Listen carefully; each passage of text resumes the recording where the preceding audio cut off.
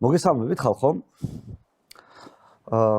დღეს ძალიან საინტერესო და გამორჩეული სტუმარი ვყავს. გამორჩეული თუნდაც იმიტომ, რომ ბატონი ფრიდონიჯია ჩვენი სტუმარი, რომელიც ჩემი რაიონიდან არის, მარტვილის რაიონიდან წარმოშობით. ჩემი კოლეგა იყო საქართველოს პარლამენტში, მე-10 მოწვევის პარლამენტის წევრები ვიყავით ერთად. ჩვენ ბევრი გვილაპარაკია ერთმანეთთან მთელი იმ პერიოდის განმავლობაში, როცა პარლამენტის წევრიც ვიყავით. მაშინაც თხოვე ბატონ ფრიდონს, რომ ყოფილიყო საქართველოს დაბადების სტუმარი და მაშინ არ გამოვიდა, იმიტომ რომ მოქმედი პოლიტიკოსები ვიყავით ამ გაგებით ორივენი და პარლამენტის წევრების საქართველოს დაბადება მაშინ რატომღაც არ გამოგვივიდა. მაგრამ აი დღეს უკვე არც ერთი არ ვართ პარლამენტის წევრი. ძველი შეთანხმება ძალაშია და მე მინდა რომ შემოგთავაზოთ ძალიან საინტერესო ეპიზოდი, უფრო მეტად საქართველოს დაბადების ვიდრე 9 წლის, მაგრამ რაღაცნაირად ეს იქნება გაერთიანება ბატონი ფრიდონის პოლიტიკური საქმიანობის და ამ პერიოდის საქართველოს ისტორიის. დავიწყებ მე შორიდან. ბატონ ფრიდონი გახდათ სხვადასხვა დროს კავშირგაბმულობის მინისტრი შევარდნაძის დროს, მანამდე მეცნიერი, ინჟინერი კავშირგაბმულობის, პროფესორი და პოლიტიკოსი. ის იყო ჩემი რაიონის, მარტვილის რაიონის მაჟორიტარი დეპუტატი, მაშინ როცა მე ახალგაზრდა ჭაბუკი გახდით და შემდეგ უკვე როგორც გითხარით, საქართველოს პარლამენტის წევრი ევროპელი სოციალისტების პარტიიდან. დიდი მადლობა ბატონ ფრიდონ, რომ ხართ ჩემი სტუმარი ამ გადაცემაში.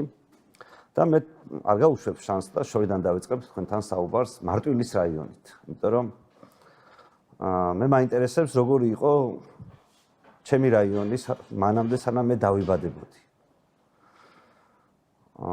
აი რა გახსოვთ თქვენი ბავშვობიდან, როგორი იყო მარტვილის რაიონი და რითი განსხვავდება ის მარტვილის რაიონი დღევანდელი მარტვილის რაიონიდან. სანამ გადავალთ პოლიტიკურ საქმიანობაზე, ამ შანსს ხელიდან ვერ გავუშვებთ.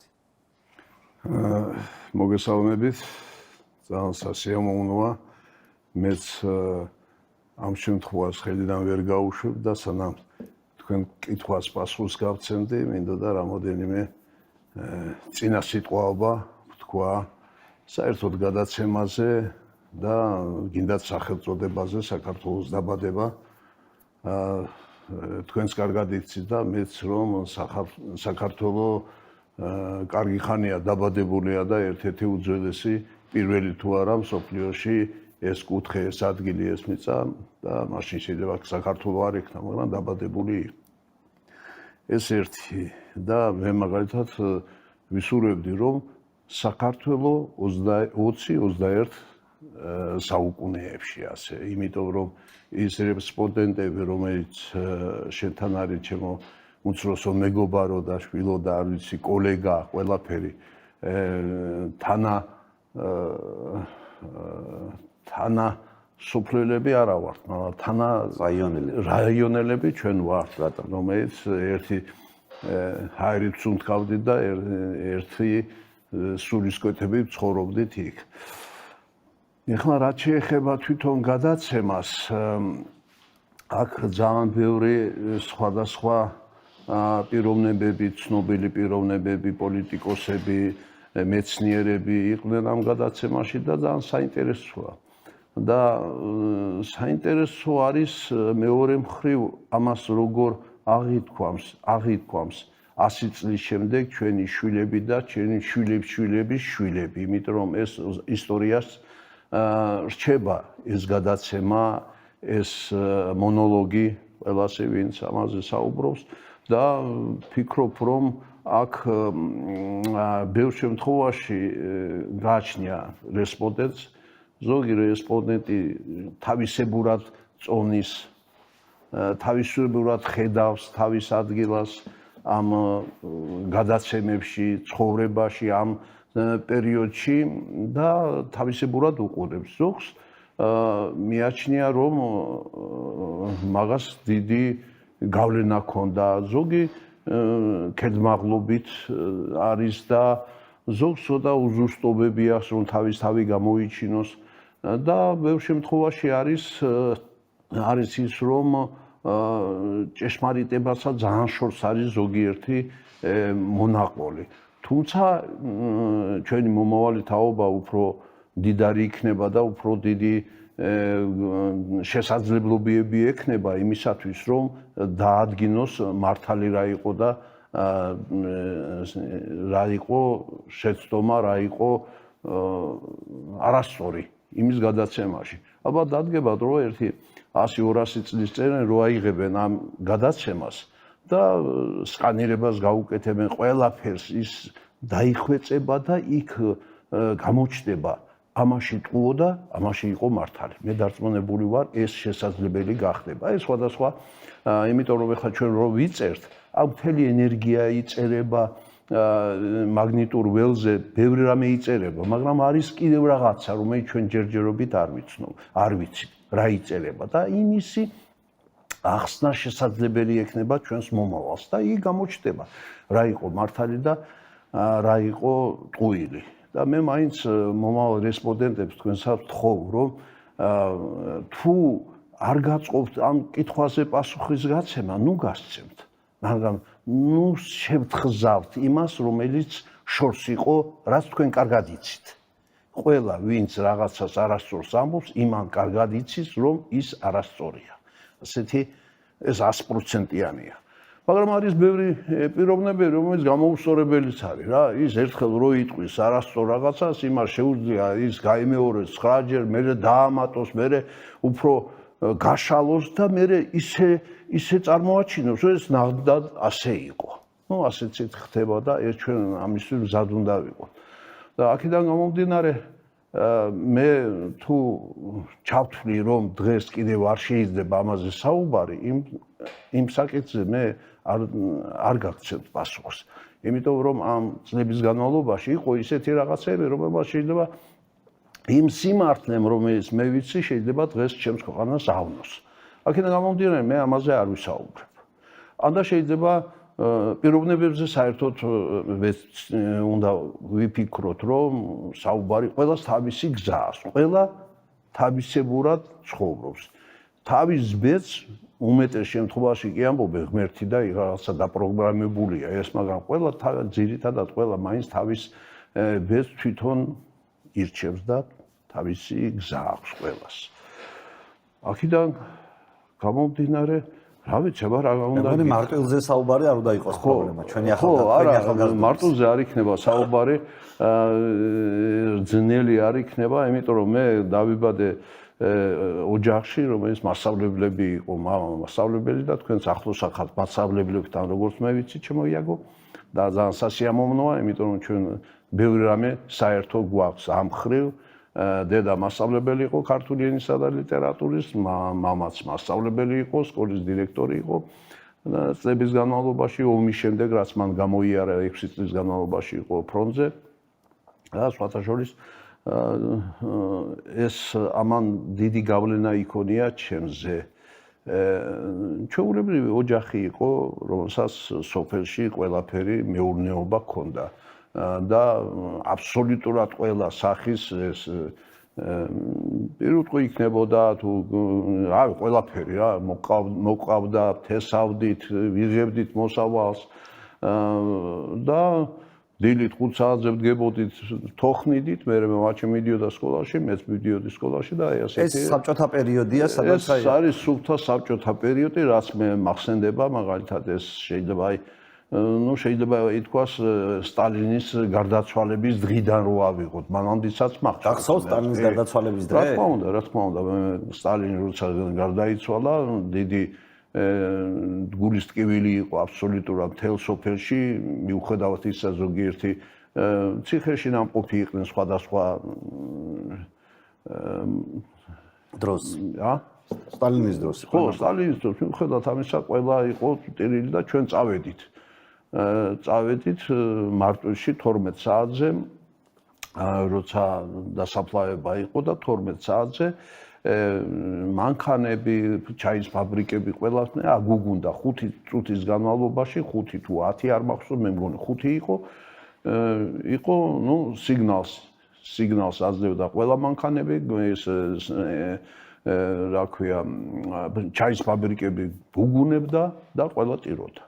ეს იყო ეს იყო 5 მარტი. გულწრფელატიროდა ხალხი თქვენი დაკვირვებით. 100%-იანი იქ გულწრფელატიროდა ხალხი. იმიტომ რომ იმათ ქონდათ ის მაგალითად 1 მარტს ყოველ წელს იყო ფასდაკლება ყველაფერზე. ხო და მე მახსოვს 1 მარტს, ეხლა ეს მანამდე იყო თუ იმის შემდეგ იყო, ალბათ მანამდე 1 მარტს მამაჩემი წავიდოდა რაიონში, ეხლა იქვეა რაიონი, კილომეტრ-ნახევარია ჩვენი სოფლიდან, სადაც პოსტა იყო და რაიკომი იყო. ხო და რო დაბრუნდებოდა მამაჩემი ილია, მეზობლები შეიკრიბებდნენ, ყველაფერი მიდიოდა რაღაც ისე და მამაჩემი მოვიტანდა ამბავს, რომ აი ქვილი ამდენი ღირს, კარაქი ამდენი ღირს, დაიკლო ამდენი და მთელი ჩამონათვალი მამაჩემი ძალიან ისეთი სკრუპულოზულად აკურატნი კაცი იყო ამ იმაში, ჩამოწერდა იმას და მოვიდოდა ყველა მიცოდა. იყო პერიოდი, როდესაც აი 1 მარტამდე იმაში რაღაც საყიდლებზე არ მიდიოდან და ყველა ელოდებოდა 1 მარტს. 1 მარტი იყო ფასდაკლებების დღე, ფასდაკლებების დღე, წელიწადში ერთხელ. და იმ თუ ღირდა მანამდე ერთი მანეთი, ღირდა 80 თეთრი და საგრძნობლად იყო ეს ფასდაკლება ასე. ყოველ წელიწადს. და ეს ყველაფერს ისინი მიაწერდნენ ხოლმე სტალინს.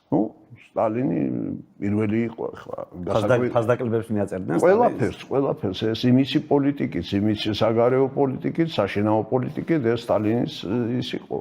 და სტალინმა ბევრი ხალხით დახოცა და ამაზე არ ქონდათ პრობლემები იმ პერიოდში არ იყო ვინმე. არა, იქ ამაზე საუბარი არ იყო და ჯერ ერთი კი ამბობენ ამას რომ დახოცა მან, მაგრამ უნდა გითხრათ რომ მე მაქვს ეს ინფორმაცია და შეგიძლიათ თქვენც ნახოთ. სულ ამ 22 წლიდან 94 წლის ჩათვლით, რაც სტალინი იყო პირველი მდივანი, სულ დახვრეტილი იქნა, თუ ვთქვათ ასე, 651,000, რომელიც დადგენილი იქნა ხრუშჩოვის მიერ.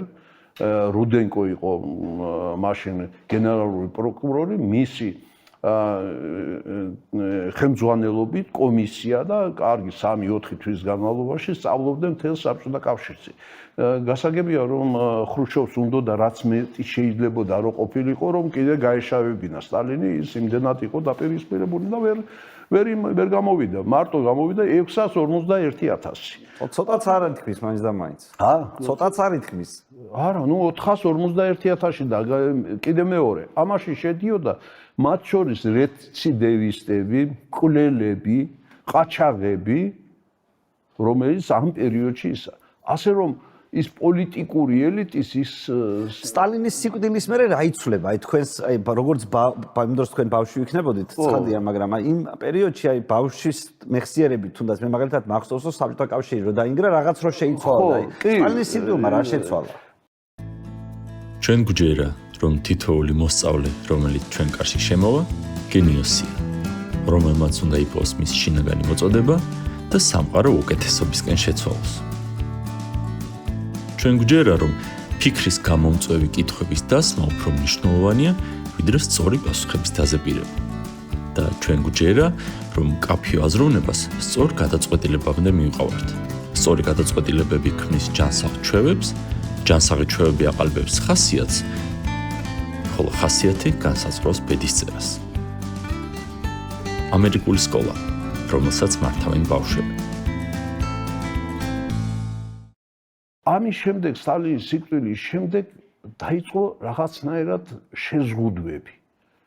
შეზღუდვები სოფლის მაცხოვრებლების უფლებამოსილებებში. აი მაგალითად, თუ მანამდე შენ შეგეძლო მაგალითად 2 ძროხა ყოლოდა, მიიღეს კანონი ხრუშჩოვის დრო, მხოლოდ შეიძლებოდა 1 ძროხა. 1 ძროხა და 1 დეკეული აი ასეთი ისა. ხო და ეხლა ხალხს როცა 2-3 ძროხა, ჩვენს სახში ყოველთვის იყო 2-3 ძროხა და ყველაფერი ეს და რომ მოდიოდნენ ეს კომისია იყო, იგინდებოდა რაიონიდან, მოდიოდნენ, დადიოდნენ და ნახულობდნენ იმას და გადამალავდნენ ხოლმე. აი გადამალვის პროცესში იყო მთელი სოფელი, როგორმე გადაემალა მას მეორე ძროხა. მაგალითის მოგიყვანეთ, მე რა შეიძლებოდა ყოფილიყო. ამის დანარჩენი კოლმეურნეობაში უნდა ყოლოდა და იქ უნდა ამუშავა. არა. აქ პირად იმაზე საკუთრებაზე იყო საუბარი. ის კოლმეურნეობა ისევე იყო და იქ არაფერი არ შეიცვალა. ამ ხრივ არაფერი არ შეიცვალა, რომ იქ მიგეყვანა და არა, უბრალოდ შენ უნდა ყალოდა ერთი ძროხა, ერთი ღორი, ერთი ისა და ყველაფერი. ამას უკვე დაედო კანონის ფარგლებში მოიქცა ეგ. ეს ამან თავისთავად იმოქმედა თვითონ შემოსავლების იმას მოსახლეობის შემოსავლებზე. ამან გამოიწვია შემდგომში ის დევალვაცია და ფულის შეცვლა, ჩვენებურად რო იტყვიონ, 1-ზე. თუ მაგალითად დედაჩემი აი 61 წელს იღებდა 410 მანეთს მასწავლებელი იღება 410 მანეთს, ის 61 წლის შემდეგ აი ეს რომ მოხდა უკვე 41 მანეთს მიიღება. 10 ჯერ შემცირდა. მამაჩემი იღებდა რაღაცა 475 რაღაცა მანეთ. ცოტა იყო სხვაობა მასწავლებელსა და იმას შორის. იმან მიიღო 46 თუ 7 მანეთი. ამითი მყიდველობითი უნარი ამისი დაიწია ამან. დაიწია. ხალხი უკმაყოფილო იყო ამ ფულის რეფორმით, უკმაყოფილო იყო ამითი. და ბევრი ხანი ის ინახავდა იმ ძველ ფულს. ხო, ძველ ფულს და ამან განაპირობა ის, რომ ამ ძველი ფულის გაცვლა ლამის 1 წელი გაგრძელდა. ამ ძველი ფულის გაცვლა. იმიტომ თუნია და აი იტყოდა რომ აი ამ ძველ ფულს უფრო დიდი ძალა აქვს ვიდრე იმ ახალ ფულს. ნუ ამას მე მიეჩვია თავისთავად მიეჩვია და ეს იყო. რაიონში რა იყო? ნუ რაიონში მე მახსოვს რომ რაიონში საერთოდ არ იყო ჩემი მეხსიერებიდან ასფალტის საფარი არ ქონდა. იმაში და პირველად რო გაკეთა ასფალტის საფარი, ეს იქნებოდა სადაც 30, ერთი 70 მეტროზე. პირველი საფარი რო დაიგო. იქ იმის წინ, რაიკომი აქეთ იყო. ხო და ამაზე მე მამაჩემმა წამიყვანა მაგალითად. გაჩვენეს? მაჩვენეს ეს რომ აი როგორი გზა არის. აი როგორი შეიძლება ის, აი ხა მე თბილისში ნამყოფი არ ვიყავი და რომელიმე ქალაქში, სოფელში ბავშვი და მაჩვენეს ეს ისა. აი ასეთი ის არის. ისინი თავისებური ის იყო, ეხლა განათლების განყოფილება იყო მარტვილში და ყველა დირექტორები იქ მიდიოდნენ. პარასკევი იყო სავაჭრო დღე მარტვილში და იქ იკრიბებოდნენ, იქ მურთაზ ხურცილავას მამა, ის სკოლის დირექტორი იყო და ნუ ასეთი ის იყო.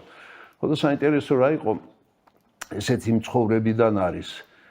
პარასკევს დედაჩემი მეტყოდა ეხლა სადღაც 2 საათისთვის, 3 საათისთვის მეტყოდა რომ ფრიდონ ეხლა წავიდით ჩვენ მარტვილში და მამა შენი იქ ექნება თემად პურმარილი და დავადგეთ თავს, ვინც და რას აკეთებენ ისინი. ხო და იყო ასეთი შემთხვევა ბევრჯერ იყო, მაგრამ ერთს მოგიყვებით რომ მივედით და ერთი ადგილი აი რო ადიხარ ეხლა სამრეცხავებია იქ და იმის თავზე იყო პატარა ერთი ასეთი ბუფეტივით. სადაც იყო ბუფეტი, მონიავა იყო, ესეთი მაგარი კაცი, ხანშესული, დიდი ულვაშები და ის ბუფეტში მუშაობდა. და ესენი ეს დირექტორები ისინი დიდი მაგიდა იყო გვერდზე და იქ დგანან ჭამენს, მოვიდა დედაჩემი, მათმა ყველას იცნეს და ილიას უთხრეს რომ შენი შვილი და ისა, მე პატარა ვარ ასე. ხო და აბა რითი გაგვიმასპინძლებითო? მნიშვნელოვანი რაღაცაა. ხო და მამამ თქვა, ხიზილალა გინდათო? დედამ თქვა, კი, აბა რა, გავსინჯავთ იმასო. ხო და უთხრა, სახელი არ მახსოვს, ეს მონიავა იყო გვარი, რა ერქვა იმას და უთხრა რომ ხიზილალა გვინდაო. და ხიზილალა იყო აი ასეთ კასრში, ფიჭვის კასრში. და იმან ჩვენებურად ჩოგანი რო არის ხის ისა ლაფეტი ამოიღო იქიდან ეს ხიზილალა მოახია პარგამენტის ქაღალდი რო არის ასეთი ეხლაც არის მაგი ხო და ხელში დაიკავა, აქედან ამოიღო ეს ხიძილალა, ასე წაუსვა, იქ დაიდო რამდენია და ეს აიღო და ამ ის რო არის სასწორი, ასეთი რო არის პატარა თავი რო აქეთ ამხარეს და ასე ისა. იმაზე დააგდო. ასაწონა. აწონა და მოხდა ისე. აი საინტერესო რაღაცა. ეხლა მაგას კაციშვილი ეს იყო სავსე კასრი ხიზილალით მარტვილის სასადილოში. მარტვილის სასადილოში, სადაც მონიევა და მისი შვილიშვილები ეხლა ცხოვრობენ და იცია. ამოიღო ასე ჩოგაით, ასე ამოიღო, ამ ქაღალდი მოხია. წაუსვა ასე იმასკნა დადო ამ იმაზე და აწონა. მე არ მომეწონა უნდა გითხრათ. ბატონო, თუ გახსოვთ ეს აი ესეთი პატარა ისა და დანარჩენი ახლა შენს მოესწარი ყველაფერს და ალბათ ყველაფერი იცი. არა, ფლატ ყველაფერი არ ოჯახში რას აკეთებდნენ, როგორ აკეთებდნენ. იცი რა, ამ თემაზე კიდე ერთ შეკითხვას დავსვამ. თუ გახსოვთ, როგორც აი ახალგაზრდა ადამიანს, რომელსაც ამ მშობლების საუბარს და იმას ხშირად თვალს და ყურს ადევნებს. ვინ იყო საშიში მარტვილში ამ პერიოდში? თქვენ მშობლებს ვისი ეშინოდათ, რომ აი ეს კაცი საშიშია, იმიტომ საბჭოთა პერიოდია, ხალხს იჭერენ პატარა რაღაცაზე. შიში ზოგადად არსებობს. ხო და აი მარტვილში რა ხალხი იყო, ვინ იყო ის თანამდებობის პირი, ესე რომ ვთქვათ, ამ ვიღაცა, ვისიც ეშინოდათ უფროს თაობას? არავისი. არავისი. ეშინოდათ, რომ ვინმე სამე არ მოეპარა. და იყო ერთი ახლა სიტყვა მოიტანა და იქ ახალგაზრდები ბიჭუნები იყვნენ, რომელმაც მოიპარეს სკა და წაიღეს ღამე ეს სკა და იმასდეს აბაშაში. გაწმინდეს ისა და მოიპარეს ეს თაფლით ისა და მეორე დღეს დაიჭირეს ისინი ან უკმინან რაღაცა და მომია. და აი 2-3 წელი მისცეს იმათ. დანარჩენი აი რაღაც სხვა ამისი მსგავსი, აი შიში რო ყოფილა. აი პოლიციის არაფერი შიშროების თუ კგბ-ს რაღაცა საერთოდ არ ჩანდა იმაშინ კგბ იქ. მე არ მახსოვს, რომ აი ეს კგბ-ს თანამშრომელი ან რაღაცა ის მსგავსი არაფერი არ იყო. პოლიცია იყო პატივისცემით და იმითი იყო და ეს აი ასეთი პატარა ქურდბაცაცები იყვნენ. ქურდობა იყო. მაგალითად ჩვენთან სახლში ვიღაცამ ღამე ქუხნას სახლში გამოთხარა ქვევით და შევიდა და დილას ნახეთ რომ წაუღია იქ ხორცი იყო ჩამოკიდებული ეს ჩვენებურა შასფროი ძახიანი იქ და რაღაც ყველი ესენი წაიღოთ. აი ეს იყო აი ქუხნას სახლში ქვევიდან გამოეთხარა და იმას. ეს ქურდობები იყო. მაგრამ თუ დაიჭერდნენ იქ არ იყო მაგალითად აი განცხადების დაწერა რომ მას ის მოვიდოდა იმ მაშინათვე ის მილიციონერი, მაშინ მილიცია იყო, ახებდა იმ და დაიწყებდნენ მოძებნა. თუ მოძებნიდან მოძებნიდა. თუ მოძებნიდან გამართლებდნენ წინ არაფერი არ ედგა იქ.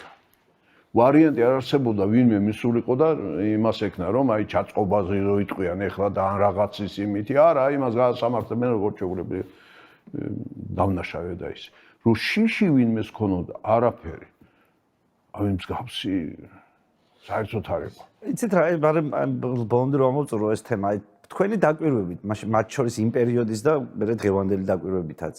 იმ პერიოდში, აი თქვენი ოჯახის წევრების ან იქაური საზოგადოების აზრით, აი რა ითვლებოდა მაგალითად კარგ რა იყო მისდივნათ, ან ცუდ რა იყო მისდივნათ და რა იყო აი ამ კრიტერიუმი რა იყო შეფასების სახელმწიფო მოხელეების ვინ რატო იყო კაი კაცი და ვინ რატო იყო ცუდი კაცი. და მე სულ გამიგია რომ ზოგი რა იყო მისდივანი მოწონდათ ჩემ მშობლებს და ბებია ბაბუას, ზოგი არ მოწონდათ. რაღაცა თავიანთი არგუმენტები ჰქონდათ, ხა ყველა არგუმენტის აღდგენა არ შემიძლია ზოგადად ეს ძირითადად მაინც კორუფციასთან და რაღაცასთან იყო დაკავშირებული, მაგრამ აი თქვენ თუ გახსოვთ რომ რა იყო ეს კრიტერიუმი, რითაც ვიღაც ადამიანზე რომელიც სახელმწიფო სისტემის წარმომადგენელი იყო, თვლიდნენ თქვენი მშობლები ან მეზობლები რომ ეს კაი კაცია, ცუდი კაცია. თითქმის ცუდ კაცობაზე აქ არ იყო საუბარი. აქ იყო საუბარი რამდენად ის ხალხთან იყო ახლოს.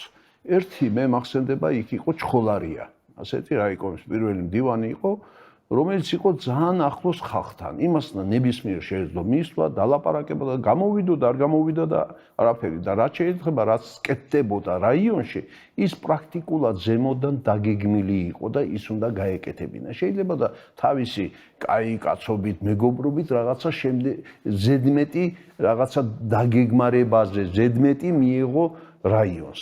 თუ არა იქ რამე კორუფციის ისა პრაქტიკულად აი ჩემი ბავშვები მე 16 წელს წავედი ლენინგრადში რომ დავამთავრე სკოლა მე იმის შემდეგ მე დაბრუნდი 35 წელს ვიყავი მე იქ მე მსგავსი რამე აი კორუფციით რო იყო რაღაცა იქ ისინი არ გაბედავდნენ ამას მე არ მინახია იქ არ მახსოვს ჩემს იმაში რომ ვინმე თანამდებობის პირი დაეჭირათ კორუფციაზე ან და ქურდობაზე პრაქტიკულად არ იყო. იმიტომ რომ იქ ყველაფერი ეს ეტაპობრივად მოდიოდა. კომკავშირის მდივანი სკოლაში, მერე ინსტრუქტორი რაიკომში, მერე ზავორგი რაიკომში კომკავშირის, მერე კომკავშირის მეორე მდივანი, პირველი მდივანი და პარტიაში გადადიოდა მესამე მდივანი გადმოდიოდა აღმასკომის თავმჯდომარე გადმოდიოდა მეორე მდივნად და აი ასეთი მიდიოდა ყველაფერი ისა.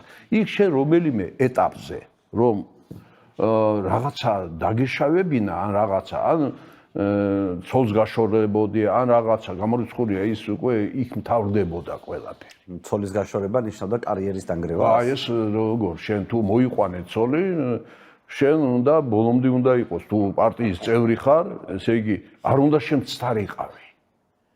ან შენ ხარ დამნაშავე ამაში, რომ კარგად ვერ არჩიე. მაგრამ იმას თუ გქონდა რა დანაშაული, მაინც შენი ბრალი იყო ისა და ნუ მაინც კარგად ვერ არჩიე. კარგად ვერ არჩიე რა და всё დამთავრდა ამით. თუ იმას მეორე ცოლის მოყვანაზე იქ იყო ნუ ის წინ ვერ წავიდოდა უკვე. ანუ პარტიაც ეწინააღმდეგებოდა ასეთ რაღაც. პარტიის იმას ეწინააღმდეგებოდა ხაზს, რომ ის თუ არის პარტიის წევრი, ის უნდა იყოს უმციკლო უნდა იყოს ისა და თუ რამეში, აი მაგალითად, თუ დრამეს თუ უყურებ რა, ისიც ის იყო რა.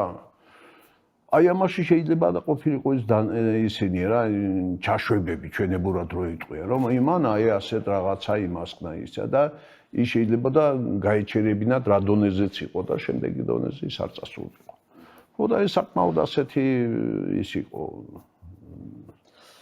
ისინი ცხოვრობდნენ რაიკომის მდივნების სხვათა შორის უნდა გითხრათ რომ აი პირველი რაიონში ყოველთვის იყო ჩამოსულები, იქაურები პრაქტიკულად არ იყო. ესე იგი მარტვილში ჩამოყავდათ ზუგდიდიდან, ზუგდიდში ჩაყავდათ მარტვილიდან. ესე იგი იქაური არ იყო. იქ მაგას ნასწავლის სკოლაში იქ ასეთი არ იყო. ყველა ისინი ცხოვრობდნენ ერთ და იგივე ბინაში. აი ახლა აფთიკა იქ იმაში რომ მიდიხარ მარჯვენა მხარეს სახლი, ორსართულიანი მუზეუმის გვერდით რო არის აქეთ. სადაც მუზეუმია რომ უყურებ მარჯვენა მხარეს. იქ ცხოვრობდნენ ისინი. ეს რაიკომის დივანი წავიდო და მეორე მოვიდო და კვლავ იქ ცხოვრობდნენ. ისინი ცალკე არც იშენებდნენ, არც დაჩა ჰქონდათ, არც არაფერი. ისინი იყვნენ ემსახურებოდნენ ქვეყანას, პარტიას თუ რა იყო, მაშინ ასე იყო. კეთილი. მოდი ცოტა წინ გადავახვიოთ ჩვენი დრო. თქვენ ახალმოსული შევარდნაძე თქვენ გირჩევთ კავშირგაბმულობის მინისტრად. 92 წელს. როგორ არჩევს შევარდნაძე მინისტრებს? და პირობითად აი თქვენი და შევარდნაძეს ურთიერთობა მაინტერესებს, იმიტომ რომ მე ვიცი რომ თქვენ შევარდნაძე როცა აფხაზეთში იყო და აფხაზეთის ომი იყო, თქვენ ფაქტობრივად ფეხდაფეხ დაყვებოდით შევარდნაძეს ყველა იმ ოპერაციაში თუ სადაც ის არ უნდა ყოფილიყო. მაგრამ აი მანამდე დავიწყოთ როგორ არჩევს ის მინისტრებს. და თქვენი გზის დასაწყისი შევარდნაძესთან. მე ვიცი რომ მანამდე თქვენ წარმატებული კარიერა გაქვთ ლენინგრადში, მერე ჩამოდიხართ თბილისში და აქაც წარმატებული კარიერა გაქვთ როგორც პროფესიონალ ინჟინერს კავშირგაბმულობის სფეროში და მერე უკვე გადადიხართ პოლიტიკაში. აი მე ზუსტად პოლიტიკური ნაწილი მაინტერესებს, იმიტომ რომ ჩემი გადაცემა მაინც საბოლოო ჯამში ძირითადად პოლიტიკაზეა. 92 წელია ქვეყანაში არეულობაა, შევარდნაძე თქვენ გირჩევთ კავშირგაბმულობის მინისტრად. როგორ ხდება ეს? პირველ რიგში უნდა გითხრათ ის რომ დაუბრუნდები იმას, რაც ყველაფერს თავისი ადგილი აქვს. ეხლა პოლიტიკაში, გადადიხართ პოლიტიკაში. მე სულ პოლიტიკაში ვიყავი. სკოლიდან დაწყებული. ვიყავი კონკავშირის კომიტეტის დივანის სკოლაში ინჩხურის და ასე მედის და ინსტიტუტშიც მე ვიყავი წარმატებული როგორც პოლიტიკის მხრივ, ასევე სწავლაშიც მე იქ თუ ოქროს მედალს დავალთარე, იქ მე ასევე ძალიან წარმატებული ვიყავი ინსტიტუტში. და მე მოსკოვი, მე თბილისში ინსტიტუტის დირექტორი 86-დან უკვე ინსტიტუტის დირექტორი და დიდი პასუხისმგებლობა იყო, ეს ისეთი მიმართულება იყო, ხო და ეხლა რა და კიდევ ერთი. მე აქ პრაქტიკულად არავინ არ მყავდა. მე თბილისში არც სკოლაში მისწავლია, არც ინსტიტუტში მისწავლია, არც პარტიაში მივუღივართ მე აქ. მე აქ არავითარი კავშირი არ მქონდა. ასე რომ ვინმეს რომ აი ასე რაღაც მეგობრულად რაღაცა მე პრაქტიკულად ესა. ეხლა რაც როგორ და რა შევარდნაძემ ეს ალბათ შევარდნაძეს თვის უნდა გეკითხა თავის დროზე. ხო, თავის დროზე მეთქით რა. მე მაგას ვერ გეტყვი. ჩემთვის ეგ თქვენ იცნობდით მანამდე შევარდნაძეს? მე მანამდე ვიცნობდი ძალიან ცოტა ხანი რამოდენიმე თვე, როდესაც მე ინსტიტუტის დირექტორად დამნიშნეს, მე უნდა გამევლო ჩემი კანდიდატურა ცეკას ბიუროზე უნდა დამტკიცებული იყო. და როცა წარადგინეს ჩემი კანდიდატურა ცეკას ბიუროზე, იქ მე მქონდა გასაუბრება დანიშნვის წინ ერთ-ერთ მდივანთან და ბიუროს წევრებს, როგორც ვიცი, საქაღალდეში დაურიგეს საქაღალდე დაურიგეს, სადაც ეწერა ფრიდონ ინჯია. რა იყო საქაღალდეში, მე ვერ გეტყვით მაგას. ავტობიოგრაფია თუ რა იყო, როგორ იყო ეს და სადღაც 1-3-4 წუთი, შეიძლება 5 წუთი ბიუროს წევრები ნახულობდნენ ამას და მე შევარდნაძემ თქვა ვინმეს გექნებათ კითხვა, არავის არ ქონდა კითხვა და დამიქნია თავი, მე წავედი. ეს იყო პირველი გაცნობა, თუ გაცნობა მას თქვია. არა, ეს გაცნობა მაინც ვერ ჩაითვლება. ეს ვერ ჩაითვლება, ხო? მე ვიყავი ინსტიტუტის დირექტორი. კავშირგაბმულობის სამეცნიერო კვლევის ინსტიტუტის დირექტორი. კავშირგაბმულობის სამეცნიერო კვლევის ინსტიტუტის. მე აი ინსტიტუტში, როდესაც ვიყავი დირექტორი, მქონდა ურთიერთობა კავშირგაბმულობის სამინისტროსთან, იქ იყო კობახიძე, იყო ვლადიმერი მინისტრი, იყო ბოჯორიშვილი და იყო ასეთი რომ მაგალითად გამეცნო მე მაგალითად კობახიძეს მე მოსკოვიდან ვიცნობდი. ხო და აქ რო გადმომიყვანეს მე კობახიძეს დამირეკავდა ხოლმე და ფრიდონ მამაშვილურად ის ომის მონაწილე იყო და ერთი ფეხი არ ქონდა. დაზიანებული ქონდა და რუსულად მელაპარაკებოდა. რატომ არ ვიცი. ხო და დამირეკავდა იცი, დავაი პაგავარიმ. ხო და მე მივიდოდი და დავიწყედი საუბარს. იმას აინტერესებდა ტექნიკა. ამ კავშირგაბმულობის და სადღაც 1.5 საათი 40 წუთი მე მოუყვებოდი რა მიმართულებით რა არის, იმასაც ჰქონდა კითხვები და მე უპასუხებდი. იქ ირგვლივ ამის თაობაზე, რაზე მე საუბრებოდა ის, პრაქტიკულად არავინ არ იცოდა. მე იგივე რატო საიდღანაც არ ვიცი, მისი ერთ-ერთი მოადგილე იყო ბორის ბოჭორიშვილი. იმანაც დამიწახა. შეიძლება მაგან უთხრა, გაიარე კონსულტაცია და ისა, მაგრამ თვითონ სამინისტროში, კავშირგაბმულობის სამინისტროში სადაც იყო, არავინ არ იცოდა რაზე და მე თავისთავად ეხლა ეს ისეთი საუბარი იყო, რა ინტერესებდა, აი როგორ არის ეს, როგორ არის ეს, როგორ მიდის კავშირგაბმულობის. ჯერ კიდე კომუნისტური პერიოდია? რა თქმა უნდა, რა თქმა უნდა. ეს ეხება დაახლოებით პერესტროიკის პერიოდს, ხო და? ეს არის პერესტროიკის პერიოდი ზუსტად. აი რას სულის პერესტროიკა თქვენი დაკვირვებით ამ ქვეყანაში? ეს იყო პერესტროიკა იმდენად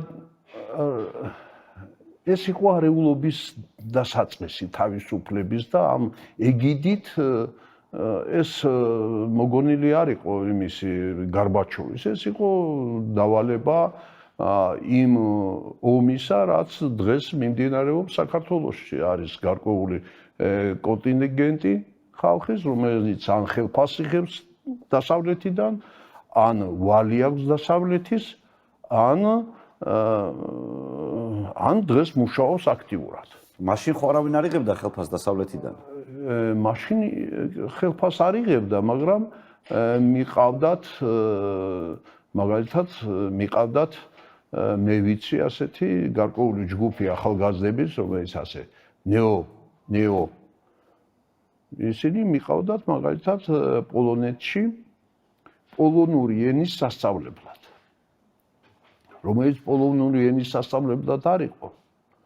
ის იყო იქ მიდიოდნენ და მაგათ ასწავლიდნენ აი თავისუფლება, რა არის დემოკრატია, რა არის და ეხლა ჩვენ კარგად ხედავთ თავისუფლება და დემოკრატია ევროპის ქვეყნებში რა დონეზე მივიდა, გინდაც ამერიკის შეერთებულ შტატებში. როგორია იქ დემოკრატია, როგორი არის იქ საერთაშორისო კანონები და ყველაფერი, ვინ ძლიერია ის თვითონ წერს თავის კანონს და აი აქით წავიდა ყველაფერი ეს. და შედეგიც გამოიღო 30 წელია დღეს საქართველოში აი გამოვდივარ და ჯერ ვერ გამოვსულვარ ბოლომდე, იმედია რომ მაინც გამოვალთ. თქვენ როცა ინიშნებით კავშირგაბმულობის მინისტრად, რა სიტუაცია გხვდებათ? მე დავინიშნე კავშირგაბმულობა მძიმე სიტუაცია იყო კავშირგაბმულობაში. ეხლა მე რო ვთქვა, დანგრეული ასე იყო, ძალიან მძიმე მდგომარეობა, ეხლა ეს ქებაში ჩამეცვლება მე, მაგრამ მე ერთი რამ ვიცოდი, რომ ადამიანს უნდა დაერეკა თბილისიდან სოფელში და რაიონში. ამისთვის ელექტროენერგია იყო საჭირო, ჩართული უნდა ყოფილიყო აქაც და იქაც სატელეფონო სადგური. 22 სადგური იყო თბილისში და მე რომ მოვედი, მაშინ სადღაც 4 სადგური თუ მუშაობდა, მაგალითად დიდიღომი და დიღომში ვერ დარეკავდა კაცი, იმიტომ რომ ერთი სადგური არ მუშაობდა, ან მეორე სადგური არ მუშაობდა ელექტროდენის უქონლობის გამო და ეს ძალიან მტკივნეული იყო მოსახლეობისთვის. არ იცოდა, წავიდოდა სოფელში როგორ არიან, ან თბილისში წამოსული თავის შვილები, რაღაცები კავშირი არ ქონდა, ეს უმძიმესი მდგომარეობა იყო და მე ეს სხვადასხვა ეტაპობრივად გადავწყვიტეთ, მაგალითად 1 საათი დავნიშნეთ დღის განმავლობაში, რომ რაც არ უნდა იყოს, ყველა სატელეფონო სადგურს უნდა ემუშავა თბილისში და მივიყვანეთ აქა. მე შემდეგ ეტაპზე გადავედით ყველა რაიონულ ცენტრში 1 საათი უნდა ემუშავა სატელეფონო სადგურს, მომკვდარი იყო იქა და გენერატორებით როგორც უნდა ისე გაეკეთებინა. მე იყო ეს დრო გაიზარდა. მე გაიზარდა თვითონ ATS-ების ისა. მეგრე სატელეფონო სადგური აქ, რომელიც საქალაქთა შორის, რომელიც მაშინ ხო არ იყო, აი ხლა რო აკრიფავ და შეიძლება გერდარეკო იმაში მაგადასკარში. მაშინ ეს საკომუტაციო ქსელით გადიოდა და იქ მუშაობდა აი ცენტრალური ტელეგრაფის ეხლა იმას რო აქვს ცენტრში რო არის ეგერ ეხლა სასწავლო ხო პოსტის შენობა იქ ის და 1-500-მდე ტელეფონისტი რომელიც როცა 07-ს აკრიფავდა ტელეფონის სახლიდან იქ ხვდებოდა და ეუბნებოდა რომ აი დამაკავშირე იქ და იქ იქ მოგვიწია კიდევ ეს ცოტა ტექნიკური საკითხებია როგორ განვახორციელეთ იქ შევცვალეთ მთლიანად და იქამდე მივიყვანეთ რომ კაცი რომ დაურეკავდა და ვერ უკავშირდება იზღოდა ის საქალაქაშორის იმაში საგარეჯოში მაგალითად ის ვალდებული იყო მისი ნომერი ჩაეწერა და როცა იქნებოდა კავშირი თვითონ დაკავშირებოდა ამითი გაუადვილეთ აი ხალხის ინტერესები იყო რა და ის სანამ ის არ დადებდა აბონენტი ყურს იმას არ შეეძლო აბონენტი ეს ყურმილი დაედო გაეთიშა ეს ახალი ის იყო ის დარეკავდა ის ეუბნებოდა მე ქვია ანამ ქვია ხო და ამან გამოიღო შედეგი და თვითონ ეს ინვესტიციები პირველი ინვესტიციები ჩვენ გავაკეთეთ კავშირი გაბმულობის როდესაც ჩვენ არაფერი არ გვქონდა საინვესტიციო გარანტია ბანკის გარანტია არ იყო და რაღაცეები მაგრამ ჩვენ შევთავაზეთ მაგალითად იგივე Siemens ისეთი ფინანსური მექანიზმი რომ ჩვენ დაუბრუნებდით იმ თანხას რა თანხით 8 მილიონის სადგური ვიყიდით და იგივე რა ჩვენ DU Telecom-თან გავაკეთეთ სამხრეთ კორეის იმასთან. ჩვენ ხო ფული არ ქონდა ეს ხო ცნობილია 92 წლის ბიუჯეტით არ იყო. პირველი ბიუჯეტი კავშირგაბმულობის სამინისტროს შეიტანა იმაში. ხო და ჩვენ ისეთი ფინანსური მექანიზმი შევთავაზეთ, რომ იმათმა რომ განიხილეს ისინი წამოვიდნენ და მოგვაწოდეს სადგურები. და ჩვენ შევასრულეთ ჩვენი პირობა იმ ფინანსური მექანიზმით, რომელიც ჩვენ შევთავაზეთ. და არა მარტო ჩვენ შორის იყო მაგალითად იგივე ფინანსური მექანიზმი Siemens-მა განახორციელა სომხეთში. ჩვენი ფინანსური მექანიზმი. რა ეს ელემენტარული იყო, აი შემოსავლები ვიცოდით რამდენი იქნებოდა. ყოველთვის რამდენი იყო. ხო და შევთავაზეთ, რომ აი ფინანსური დირექტორი იქნებოდა Siemens-ის წარმომადგენელი. ჩვენ მარტო ხელფას ავიღებდით მის გარეშე ჩვენ არ შეგვიძლია არაფერი, არც ყიდვა, არც არაფერი და ის თანხა მიდიოდა ყველაფერი იქით. ამით იმან დაზღვეული იყო თავისი ქონება და სადღაც 5 წლით მოვცა ჩვენ მაგალითად Siemens-მა ისა და წელიწად ნახევარში გავისტუმრეთ. უკვე ჩვენ მაგრები იყო. იგივე გავაკეთეთ იქ იმაში. ამიტომ ეს ფინანსური მექანიზმიდან გამომდინარე საბაზრო ეკონომიკიდან გამომდინარე ჩვენ აღმოჩნდით პირველები. შევარდნაძეს რა დავალება აქვს თქვენთან? აი მინისტრად რო გნიშნავთ, გეუბნებათ რომ ბატონო ფრიდონ თქვენ ეს უნდა გააკეთოთ და ესეთი რა დავალება აქვს შევარდნაძეს? არაფერი დავალება. კავშირგაბმულობა უნდა იყოს ეს ტელევიზია, ეს ფელტიგერები, ეს სატელეფონო სადგურები, ეს მშენებლობა უზრუნველყოფა კავშირგაბმულობის მუშაკების ბინებით და იმითი დანარჩენი ის ამაში არ ერეოდა. ერთხელ მას ჩემთვის არ შეუსწორებია, არ უთქვი ან ასე გააკეთე, ან ისე გააკეთე. 7 წლის განმავლობაში არცეც პიროვნებას ან საბჭოს თავმჯდომარეს ან იმას არ უთხოვია ჩემთვის რომ მოადგილეთ დაენიშნათ ვინმე.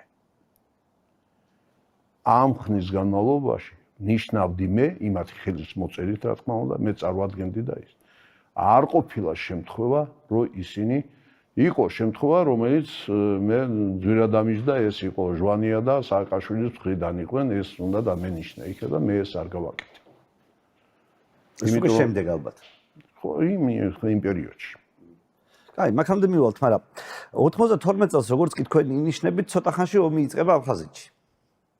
დიახ. მე ვიცი რომ თქვენ ამ ომში იყავით შევარდნაძის გვერდზე ხშირად. მე მაინტერესებს ომში რა შვებოდა შევარდნაძე პირობითად და რა არის ომის დროს კავშირგაბმულობის მინისტრის ვალდებულება? კავშირგაბმულობა. რომელსაც მე ვასრულებდი იქ მთელი ომის პერიოდში. აი რაში გამოიხატება ომის დროს რა ხდება განსაკუთრებული კავშირგაბმულობაში? და მაგალითად როგორ უნდა ებრძოლო გამოწვევებს, როდესაც ბომბები მოდის თან? უნდა კონდეს დაზღვევა სხვადასხვა მხრიდან. თუ არ გაქვს ეგ დაზღვევა, მაშინ იქ სადაც ყველაზე ადვილად შენ შეგიძლია გამოასწორო და გააკეთო და აღადგინო, შენ პირადად უნდა წახვიდე იქ, რადგანაც პირველი პირს ევალება ჯერ ერთი კავშირგაბმულობა რო იყოს და მეორე მხრივ ის უნდა იყოს ყველაზე მცოდნე იქ. რა როგორ გადააბას, აღადგინოს და ყველაფერი. ამიტომ მე ვაკეთებდი ჩემს საქმეს. და ამ ხრივ არ ყოფილა დაწყებული ვეჩეკავშირებიდან, სადაც შევარდნაძე იქ მივიდოდა ზამერ იმაში, მე ჩვენი გუნდი ამას ვაკეთებდით საკმაოდ მაღალ დონეს არ ივწყე, მაგრამ ის იყო უზრუნველყოფით იმ აუცილებელი კავშირებით, რომელიც მას სჭირდებოდა მართვისთვის. აი მართვა და დანარჩენი იქ უკვე სხვა საქმეა. და სხვის კომპეტენციაშია, როგორ მართავს და რას. მაგრამ მე უნდა გამეკეთებინა ყველაფერი, რომ რასაც თქვენ ამბობ, კავშირგაბმულობა უნდა ყოფილიყო. ეს იყო და გაკეთდა. ეს იყო სატელეფონო კავშირი თუ რაციების კავშირიც ამაში ყველანაირი, ყველა სახის. რა ტიპის კავშირები არსებობს ამ პერიოდში? ამ პერიოდში არის სატელიტური, არის რადიოსარელეო, არის მაგისტრალური და არის უბრალოდ რადიო კავშირები. სატელიტური მათ შორის. და სატელიტურის ტექნოლოგია იმ დროს ჩვენ გაგვაჩნდა? რაღაცა გქონდა, რაღაცა გამოვიყენეთ სხვისი. მაგრამ ჩვენ უზრუნველყავით ამოცანა, რომელიც ჩვენს წინაშე იდგა. შევარდნაძის თქვენი თვალით ნანახი შევარდნაძე მაინტერესებს აფხაზეთის ომში. რას აკეთებს იქ შევარდნაძე? ეს ცალკე საუბრისარგანია და ამისი მე არ მინდა ამაზე დასმა გავაკეთო, მაგრამ ერთი შემიძლია გითხრათ. ის იქ იყო ძალიან მედგრად და ის უშიშარი ადამიანის მაგალითი იყო აფხაზეთში. მაგას შიში არ ქონდა. რას ნიშნავს ეს?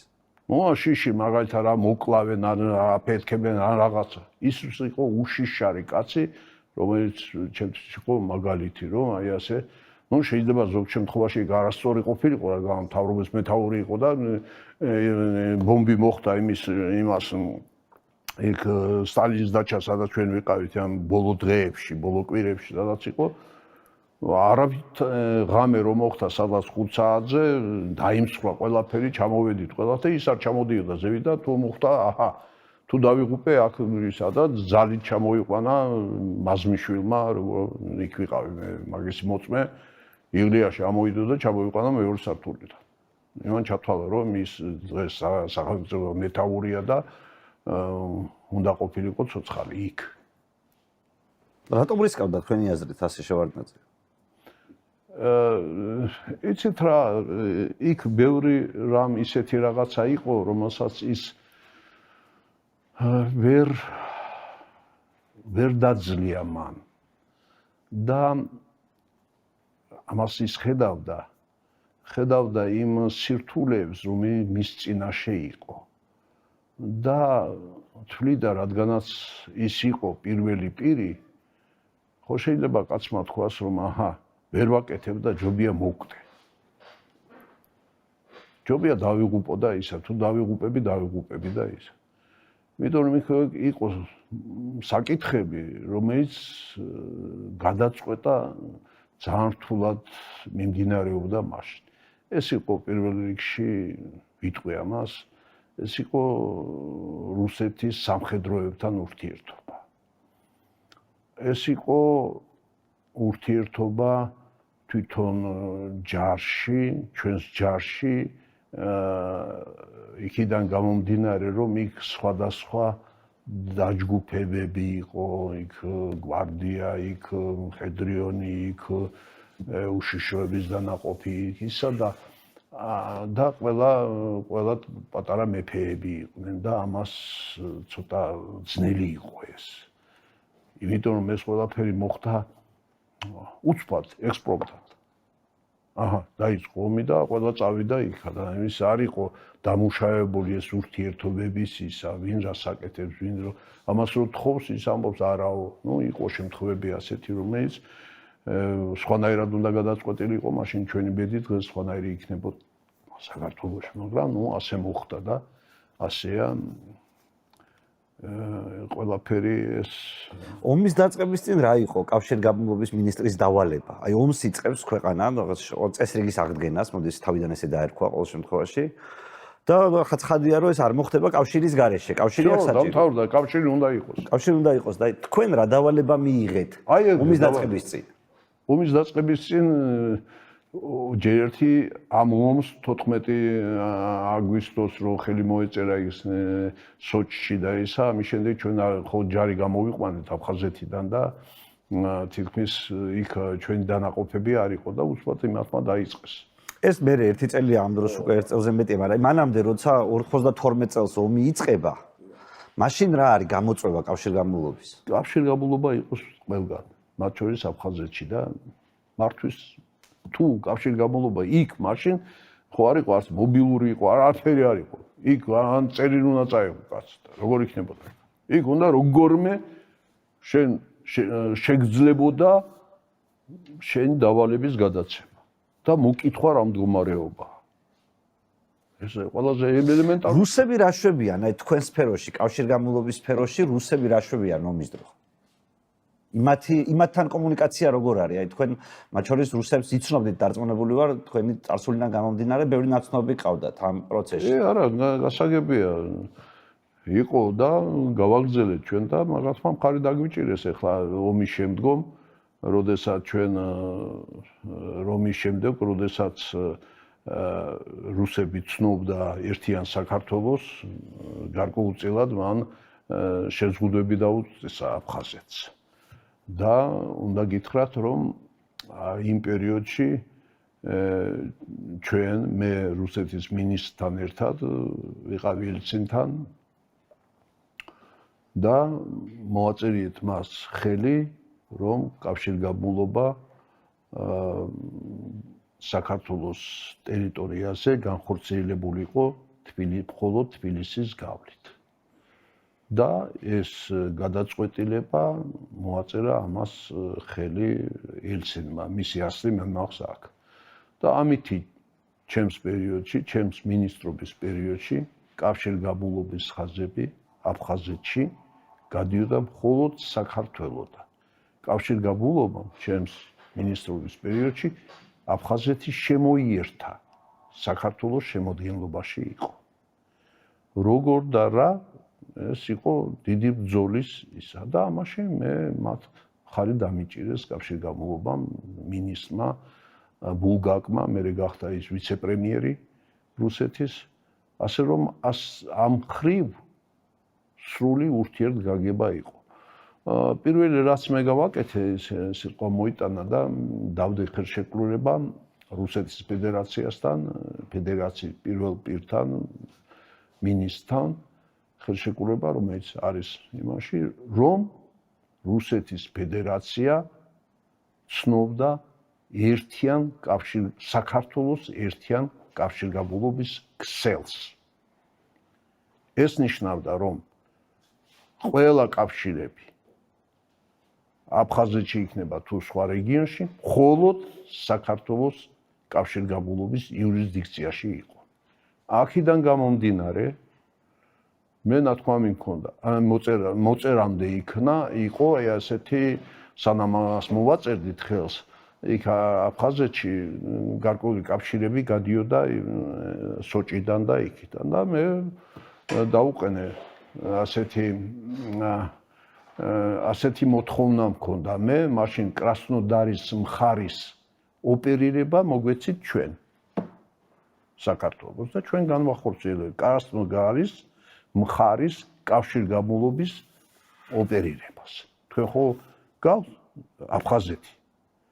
ამის შემდეგ მოვილაპარაკეთ, არ იქნება ეს, იქნება საქართველოს გავლით დაიდო ხელშეკრულება და ისინი ამას ასრულებდნენ, სანამ მე ვიყავი მინისტრი. საქართველოს კავშირგაბმულობის ერთიან ქსელში შედიოდა აფხაზეთის კავშირგაბმულობა.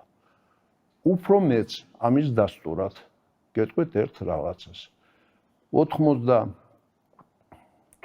ან 16 წელია, როდესაც დილის 4 საათზე დამირეკეს მე და მთხოვეს, რომ სულიყავი სამთავრობო დაჩაზე კსანიში. დილის 4 საათზე. მივედი რა თქმა უნდა და დამხვდა იქ მენაღარიშვილი. აქ არის მენაღარიშვილი, მერთმა კარგად ამბობს. და გაუკვირდა და მითხრა, ფრიდონ, შენ რატომ მოხვედიო? მე ვთხარ დამერიკეს და მაშინ აჩვენეო, შენ თავი რომ მოხვედიო. და იქ სადღაც 30 მეტრზე პატარა ფანჩატურია და სადაც არის პრიმაკოვი, არძიმბა და შევარდნაძე. ის პერიოდია, როდესაც კავშირგაბმულობა მხოლოდ საქართველოს გავლის, რაც მე გითხარით. ის შემოერთებული იყო საქართველოს კავშირგაბმულობას. შემხედა შევარდნაძემ იქიდან და ხელით მომიხმო. მივედი და სანამ მივიდოდი, ეხლა მე არძიმბას კარგად ვიცნობდი, იმ ომიდან და ეს ომის შემდეგია 95. სად ხდება ეს შეხვედრა? ბრძანიში. არძიმბაც აქ არის? ხო, არძიმბაც იქ არის. 96 წელს? ხო, 95-16-ში მოდასე. მენაღარაშვილი იყო და ის უკვე ეს იყო 16, იმიტომ რომ სიგუ არ იყო, უკვე სახელმწიფო მინისტრი ლეკიშვილი იყო. ის პერიოდია. ესე იგი 95-ის მერე, ან 95, ან 96. და როცა მივახლოვდი ამ შევარდნაძე, პრიმაკოვი და ისა, იქ არც საგარეო საქმეთა მინისტრი იყო ჩვენ და არა, სამი კაცი. რომ მივახლოვდი, საინტერესოა ისა. შევარდნაძემ სანამ მივახლოვდებოდი და ხელს ჩამოვართმევდი, შევარდნაძემ ყველა ზაასწრო, ალბათ ის ვალდებული იყო წარედგინა, ვინ მოდის და ვინ ისა და განუცხადა იმას. ეს არის ყველაზე ურჩი მინისტრი. კავშირგაბმულობის ჩემი კავშირგაბმულობის ყველაზე ურჩი მინისტრი. სიტყვა სიტყვით. მე არ ვიცი რაზეა საუბარი. მაგრამ ეს რაც წარმადგინა, ამან ბევრი რამე ჩემში იმასკნა. და მოკლედ შორს ვარ წავიდეთ, იმიტომ კითხვები ბევრი გექნება.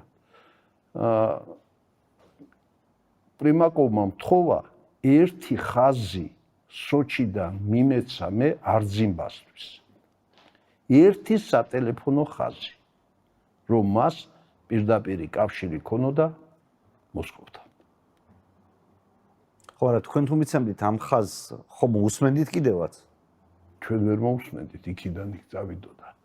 ხო, არა, ხაზს ვინც აძლევს იმას არ შეუძლია მოусმინოს? ეხლა ის იქნებოდა ის ხაზი, რომელიც პირდაპირ კაბინეტიდან იქიდან ისე გავიდოდა, რომ ჯერ ერთი მოსმენაზე ჩვენ არ ვიყავით. კავშირგაბმულობის სამინისტრო მოსმენაზე არ მუშაობდა. ჩემი ოთახი, ჩემი კაბინეტი, ჩემი ტელეფონი ისეთივე იყო, როგორც ყველასი. მე არ ვიცოდი, მე მისმენდნენ თუ არა. ეს სხვა სამსახურის საქმეა. ამიტომ ამ ხრივ ჩვენ ვიყავით და ვერავინ ვერ იტყვის, რომ კავშირგაბმულობა ვინმეს უსმენდა ამ პერიოდში. არა, მე ტექნიკურ საზრდოობას გულისხმობ, თორე შეიძლება ტექნიკურად ეს ყველაფერი შეიძლება, მაგრამ საქმე რაშია, როცა შენ ხარ პირველი პირი და ეს არ შეიძლება, ესე იგი ეს არ შეიძლება და დამთავრდა. ამაზე საუბარი არ შეიძლება. არ გაგიკვირდათ არძიმბას ნახვა შევარდნაძის კაბინეტში 96 წელს? როგორ? არ გაგიკვირდათ შევარდნაძის კაბინეტში არ იყო, ეს ფანჩატურზე იყვნენ. გარეთ იყვნენ და სბანანდი სად იყვნენ და რა, მე ეს მოვახსენე. ანუ თქვენ მარტო ეს ერთი კონკრეტული საკითხი. ერთი კონკრეტული ისა და მე ვუთხარი, მე ნახოთ, ვიფიქრებთ მეთქი და მე წავედი ისე რომ ეს არ გამიკეთებია. არ გაიკეთებია. არა. ანუ გამოდის რომ შევარდნაძემ გადააგდო ეს ხალხი? კი არ გადააგდო, მაგრამ არაფერი, იმან დაიძახე და იმან, მაგრამ ამის წინ იმან მითხრა, ამან თქვა ეს ყველაზე ურჩი მინისტრიაო. და ეს იმის ნიშანი იყო, რომ თქვენ არ უნდა შეგეძლოთ არ გააკეთებინათ. მე არ ვთქვა შევარდნაძეს ამასთან დაკავშირებით. არ ქონია ერთ სიტყვა არ დაუძოვს მაგას. მაგან იცოდა რა და როგორ. მე ამას არ გავაკეთებდი. ალბათ. მაგრამ იმან მაინც დაიზღვია თავი და თქვა ეს ყველაზე ჩემი ურჩი მინისტრიაო. და იმრე დავშორი ვიფიქრებ მეთქი და დავიშვიდობა იმან.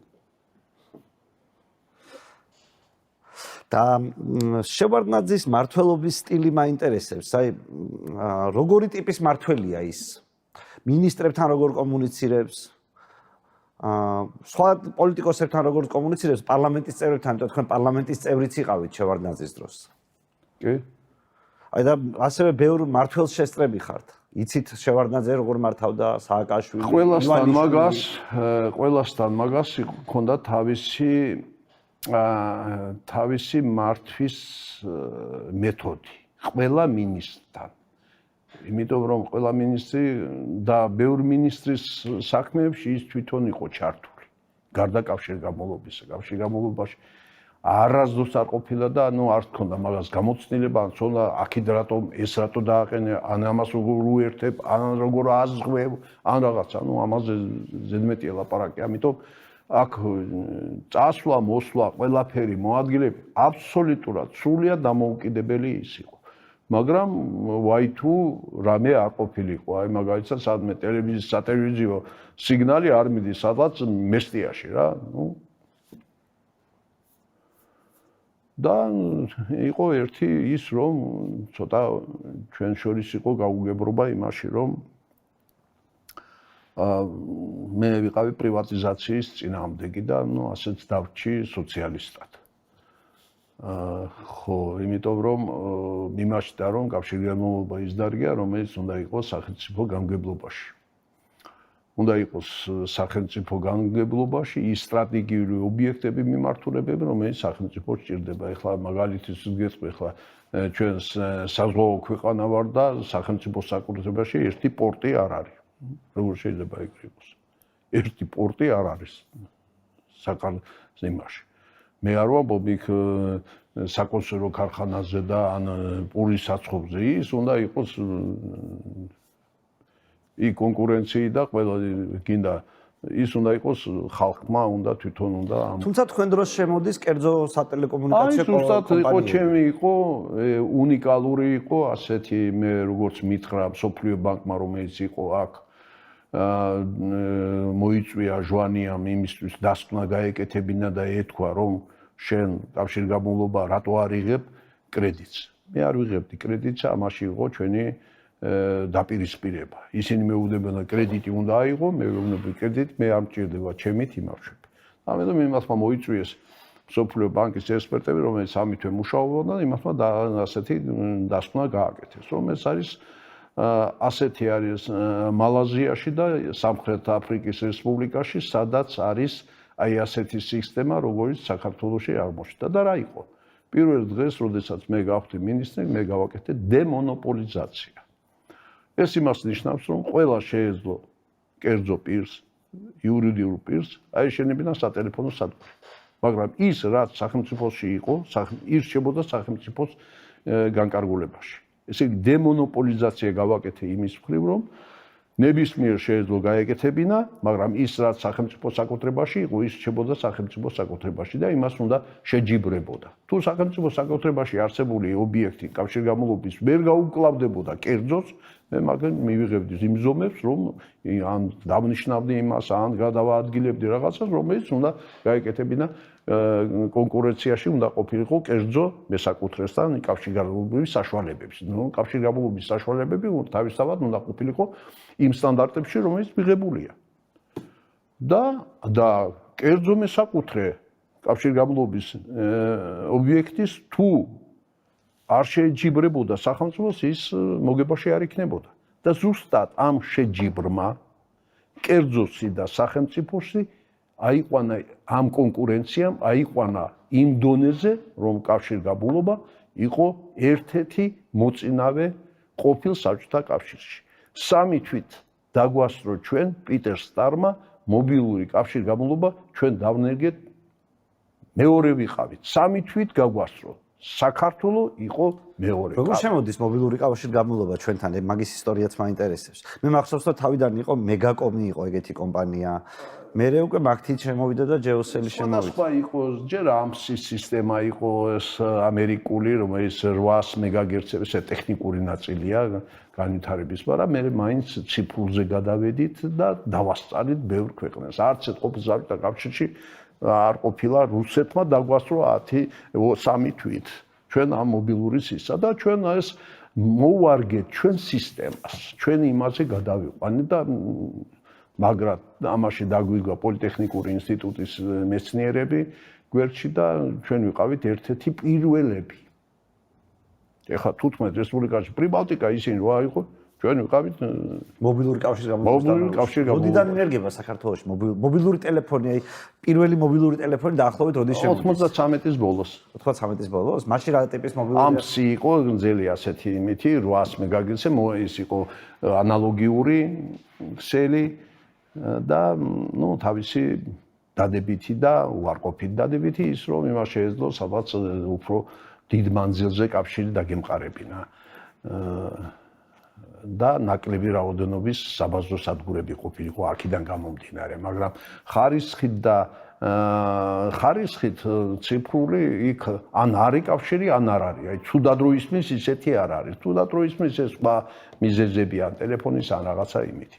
ეს განსხვავება იყო აქ მთელი მეცნიერება ამაში და ეს ალბათ იმდენად საინტერესო არ არის. რა ჭირდებოდათ კომპანიებს იმ პერიოდის საქართველოში რომ შემოსულიყვნენ? აი იგივე ეს დიდი კომპანიები როგორ შემოვიდნენ ჩვენთან, როგორ დაინტერესდნენ? ლიცენზიის ვაძლევდით, ლიცენზია იყო უფასო, ყველა ერთმანეთს ეჯიბრებოდა და ამან განაპირობა წინსვლა კავშირგაბმულობის მიმართულებით. პოლიტიკურ ნაწილს რო დაუბრუნდეთ, ჟვანია სააკაშვილთან რა ურთიერთობა გაქვთ როგორც მინისტრს, იმიტომ რომ მე თქვენს და სააკაშვილს შორის ურთიერთობა ფუჭდება. მე მახსოვს მას შემდეგ რაც ის მაშინათო იყო გაფუჭებული, იქიდან დაწყებული 95 წლიდან რომ მოვიდა სააკაშვილი, ჩვენი ურთიერთობა იყო დაძაბული, იმიტომ რომ ჩვენ სხვადასხვა პლატფორმაზე ვიყავით. მე მიმაჩნდა ის კავშირგაბმულობა, რომელიც ის უნდა იყოს სახელმწიფო საკუთრებაში, რაც მე ეს ბოლომდე მივიყვანე, მაგრამ კერძოს მე საკუთრებს მივეცი. სააკაშვილი მაგის გამო არ მოწონდით სააკაშვილს? არა, იქ ბევრი სხვა რაღაცები იყო, რომელიც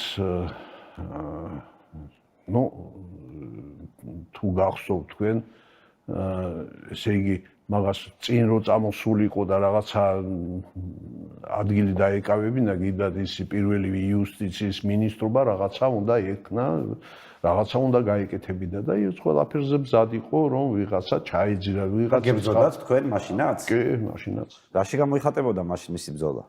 მაშინ გამოიხატებოდა, რომ ეს არის კორუფციის ბუდე. ამ დროს კავშირგაბმულობა სახელმწიფო იყო სახელმწიფოსი იმაში. ერთხელ იყო ასეთი რაღაც, რომ მაგალითად შპს-ი იყო ყველა ჩვენ გადავიყვანეთ ეს შპს-ებად, შეზღუდული პასუხისმგებელი საზოგადოება. და თუ შპს-ი იყო მაგალითად საქართველოს ტელეგრაფი, მაგას ეგონა ეს რომ იყო კერძო.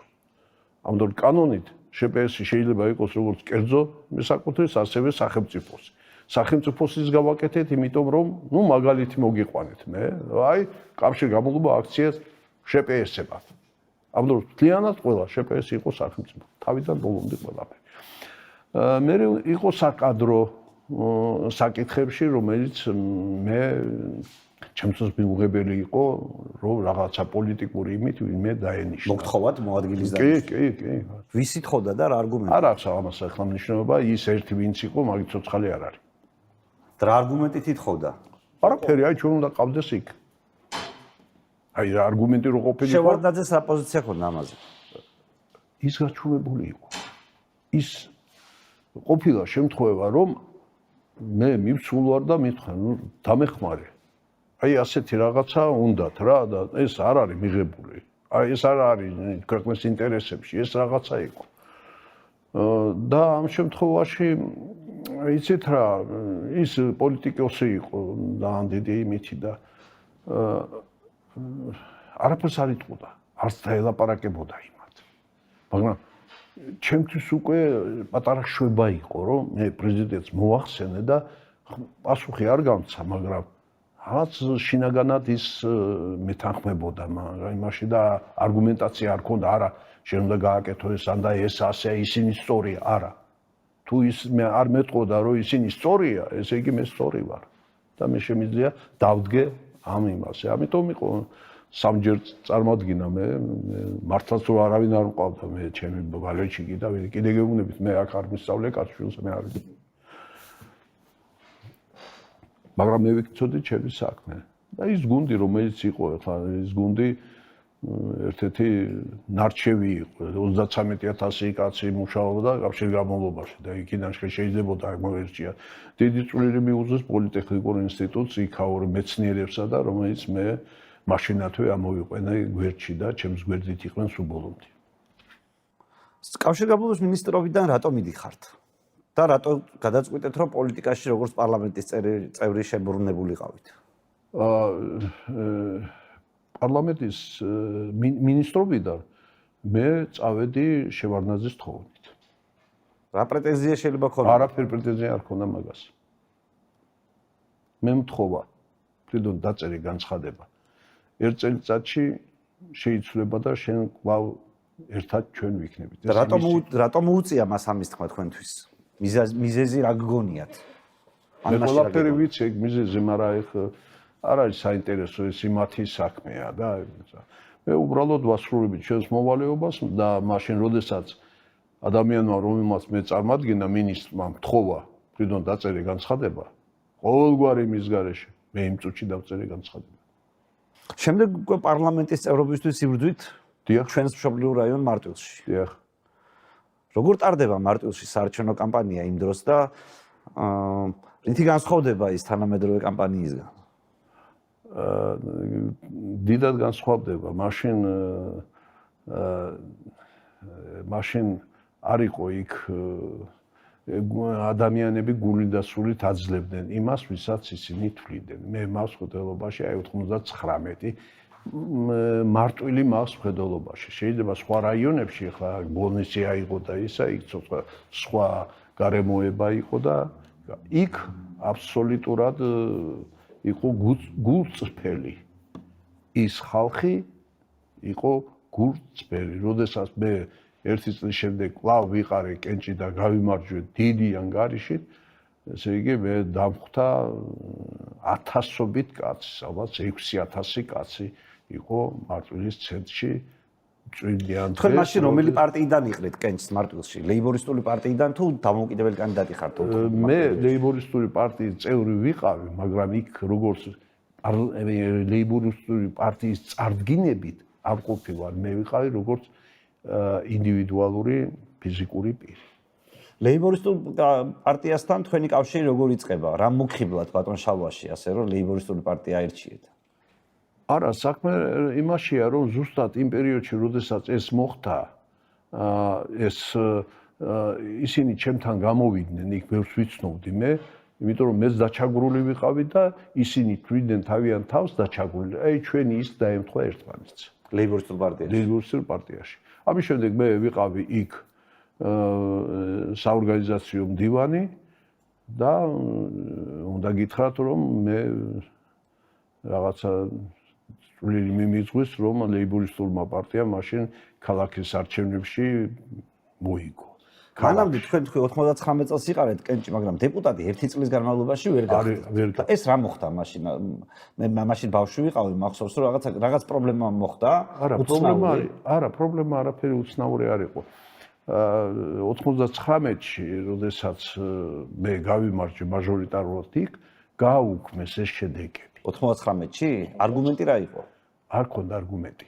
რომ დაირღო, დარღვევა იყო რაღაცა და CSK-მ გამოიტანა ისა, რომ ანულირება მომხდარიყო ამ იმის. და მარტვილს არ ყავდა მაჟორიტარი, არ ყავდა მაჟორიტარი და 30-ში იყო, 30 ოქტომბერს და 15 ნოემბერს უნდა ყოფილიყო შემდეგი ტური, რადგანაც ისა. 15 ნოემბერს 15 დღეში, როგორც წესია, ახლაც ასეა ეგა, როცა ანულირება მიდის, 15 დღეში ორ კვირაში ხდება შემდეგი არჩევნები. 15 ნოემბერს უნდა ჩატარებულიყო თავიდან არჩევნები და თბილისიდან ბიულეტენები არ ჩამოვიდა. ეს გაგრძელება იყო იმისი, სადაც მე 1000 ხმით მოვიგე და გააუქმეს ეს. ეს გააუქმა ჟვანია და სააკაშვილის იმით. იმათ მაგრამ შევარდნაძეს არ დაურეკეთ? არ უთხარით რომ ჩაგრავენ ბატონ ედუარდ? არ დამირეკია. არ ჩავთვალე იმითი. მე დამირეკა კახა თარგამაძე და მითხრა გადაწყვეტილება ასე ამიღებული, ეს გაუქმდება და ორ კვირაში იქნება ახალი არჩევნები.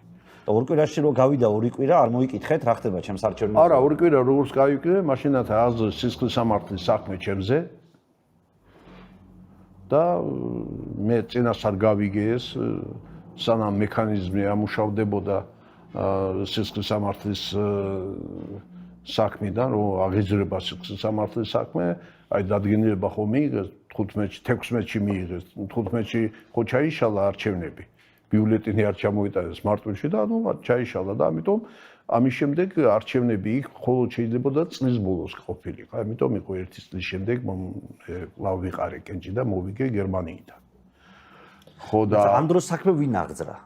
საქმე აღძრა შევარდნაძემ თქვენ წინააღმდეგ? არა, საქმე აღიძრა უშიშროების საბჭოზე.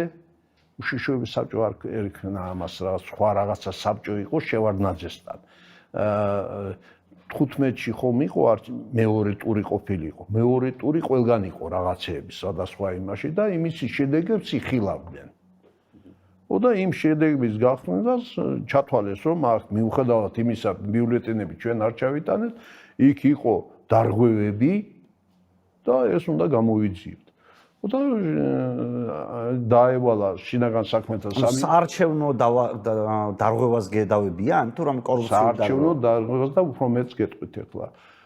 როცა 17-ში გადაწყვეტილება იქნა მიღებული რომ აღიძრა სისხლის სამართლის საქმე, მხოლოდ 22-ში მოვიდნენ ჩხრეკაზე, სახში, ჩემთან, ქიაჩელზე, სასამართლოს დადგენილები და დადგენილებაში ეწერა, რომ საარჩევნო ბეჭდების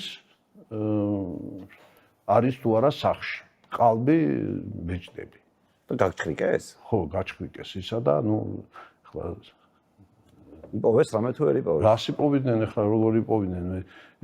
ესე იგი ისინი ეძებდნენ, ნუ ასეთი იყო დადგენილება, რომ ეძებდნენ დუბლიკატ საარჩევნო იმებს, ბეჭდებს. და თქვენი მოწინააღმდეგე ვინ არის მაშინ? ვის გამოცეს ამბავი ხდება იმ არჩევნებზე? იქ იყო გადელია. მერეც იყო გადელია. მერი რო იყო გადელია, ის იყო. ეგ იყო სისხლის სამართლის საქმე, აღიძრა ამეთი რომ სადა მე სანამ ისინი მოვიდნენ, მე უკვე დავტოვე საქართველოს 17-ში მეორე დღესვე დავტოვე. უпроსორად იმ დღესვე, დღე მიიღეს 4 საათზე და მე 12 საათზე უკვე დავტოვე. ისე დაჭერას აპირებდნენ თქვენსას? აბა.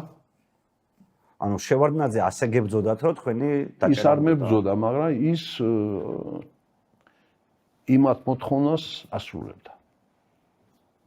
უცნაურად გამოიყურება შევარდნაძისგან. მიუხედავად ამისა, მე მაგალითად რომ წავედი იმაში გერმანიაში, ხო 17 ნოემბერს წავედი და 7 დეკემბერს დაბადების დღე მქონდა. დაბადების დღე მომილოცა იქ გერმანიაში. და არ უთხარით რომ ასე თქვენს გამო? გამეცინა რა უნდა მეთქვა. ანუ არ გითქვამთ არაფერი, რომ არც თვითონ არ უხსენებია თქვენი ამბავი საერთოდ? სისანამ დამერეკა და მისმა მდივანმა და თქვენ არ გიცდიათ კავშირი სანამ თქვა გერმანიაში წახვიდოდით? არა. დაგელაგებინათ? არა. ამდენი ისტორია გაქვთ მასთან ურთიერთობის? კი, ვიცი, მაგრამ მე არ ჩავთვალე მე. ერთია, არც მცდელობა მქონდა, არც არაფერი. მე მივყევი როგორც არის. და ძნელი იყო. ჩემო კარგო, ეხლა მიხვიდე და მე არა ვარ იმაში. აი თუ არის ნახე და ერთი წლის მერე რა შეიცვალა რომ არაფერი. ერთი წლის შემდეგ კვლავ დაინიშნა უკვე ამ კანონით რა. თუ იმ მეორე ტურზე არ იქნებოდა, მე ერთი წლის შემდეგ და ერთი წლის შემდეგ მე დავწერე იქ განცხადება, ფაქსით გამოვაგზავნე და მიიღო საარჩევნო კომისიამ. და ეს თქვენი საქმე რაც აღზრული იყო, ეს შეწყდა მანამდე დამთავრდა რა? არა, ის შეწყდა მხოლოდ როცა სააკაშვილის მთავრობა მოვიდა, ნახეს იმათმა და მანამდე ეს საქმე მიმდინარეობს და თქვენ ასე გახდით პარლამენტის წევრი? ასე გავხდი პარლამენტის წევრი. პარლამენტის წევრიც ხართ ბრალდებული. თელი ესე გაატარა ფაქტობრივად. კი, ხო, პარლამენტი, არა, იქ უყარეს კენჭი რომ მოეხსნა ჩემი და არ მისცა პარლამენტმა. თანხმობა? თანხმობა. ეს იყო. იმიტომ რომ როცა დავბრუნდი მე ძებნილი ვარ და დააყენეს იმაზე და ანუ საარჩევნო კამპანია გერმანიიდან ჩაატარეს? გერმანიიდან ჩავატარეს საარჩევნო კამპანია, მანქანებით მიდიოდნენ, გადამცემი იქ იყო მანქანაში, მაგალითად ლეხა ინდრიაოვში, და ტელეფონით ის შეერთებული მქონდა და მე ხალხს ველაპარაკებოდი გერმანიიდან დინამიკით ველაპარაკებოდი. იყო საინტერესო რაღაცები, ახლა ყველა გლეხს ვერ აუხსნე ამას როგორ დარაკებს, ვის ამბობს ეს აქ არის, აბა სად არის, ზოგი მეუბნება შვილო გამოდი, აგერ ჩვენ დაგიცავ, რატო იმალები? და ამ დროს მე ვარ გერმანიაში. და ესე ჩამოხვედით, იმიტომ რომ დეპუტატის იმუნიტეტი გაქვთ და ამიტომ ვერ დაგიჭერენ. ვერ დამიჭერენ. მაგრამ მანამდე იმათმა ყენჭი უყარეს და ვერ მომიხსნეს. იმუნიტეტის მოხსნა უნდა და თქვენთვის? დიახ. რა დაგხვდათ ამ პარლამენტში და აქ როგორ არის თქვენი და ჟვანია სააკაშვილის ურთიერთობა, რომელიც როგორც მივხვდი, მანამდე ფლად თბილი არ უნდა ყოფილიყო. სააკაშვილთან არავითარი სააკაშვილი არ არის პარლამენტში მე მგონი, ხო? ის უკვე არ არის პარლამენტში ისა. არის ჟვანია და როცა ჩამოვედი მე და ეს ყველაფერი მოხდა რომ ისა ჟვანია მთხოვა რომ მიფსულიყავი მაგასთან.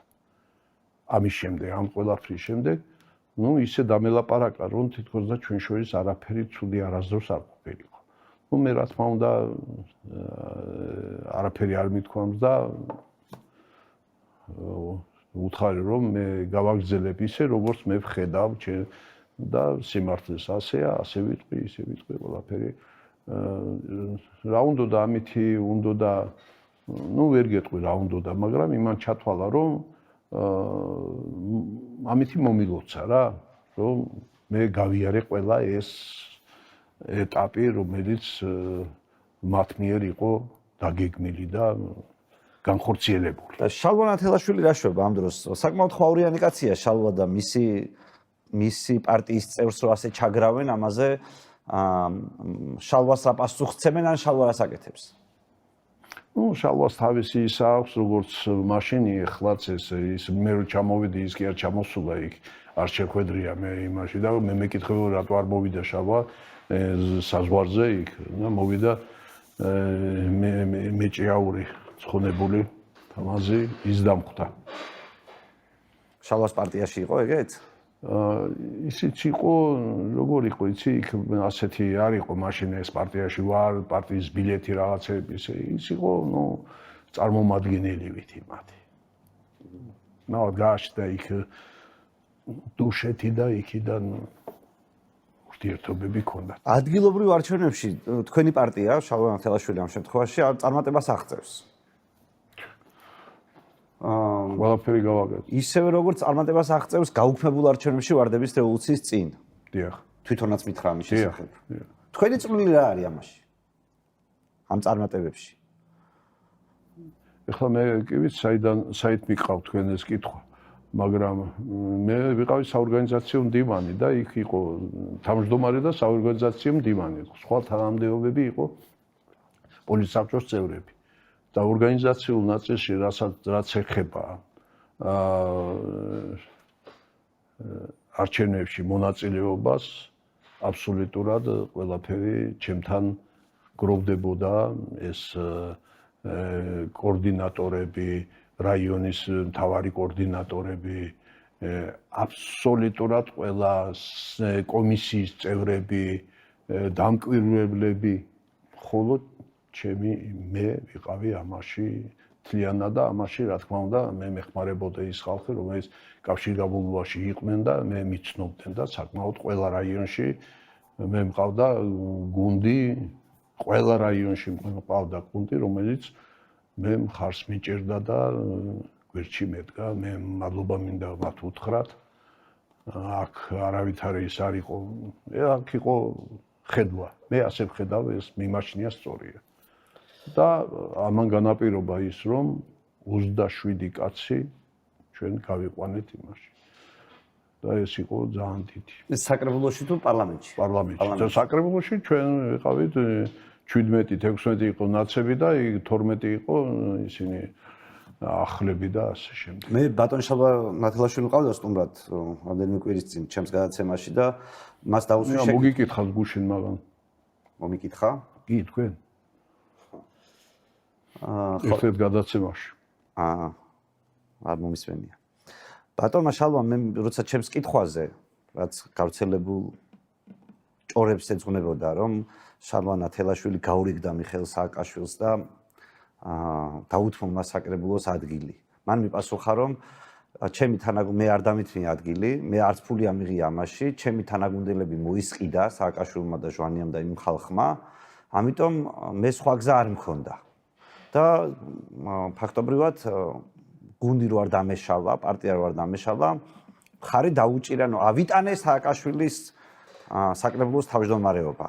ასეთი რაღაცა თქვა იმ გავრცელებულ ჭორმართალზე, არ ვიცი, მე ახლა არ მინდა თავი დავდო ამაში, სადაც რომელიც თქვენამდეც მოვიდოდა ალბათ დარწმუნებული ვარ, როდესაც შალვა ანთელაშვილმა ადგილი დაუთმო საკრებულოს თავმჯდომარის მიხეილ სააკაშვილს. თქვენ რა იცით ამ ამბავზე? რატომ მოხდა, რომ გამარჯვებული პარტიიდან არ აირჩა საკრებულოს თავმჯდომარე და აირჩა მეორე ადგილზე გასული პარტიიდან? ძალიან ძნელია ამაზე კი პასუხოთ. იმიტომ რომ ამას პასუხი არ აქვს, როგორ შეიძლება პირველ ადგილზე გასული ის იყოს, მეც მიკვირს. მაგრამ მე არ მიკვირს, იმიტომ რომ მე მაქვს საკმაო ისა, მაგრამ მე არ შემიძლია ამაზე ვისაუბრო. ჯობია ამაზე ისაუბრონ ისინი, ვინც იყვნენ, შევიდნენ იქ, მე არ შევცვალ, მე არ ვიყავი სიაში, საკრებულოში, ვინც იყვნენ იქ.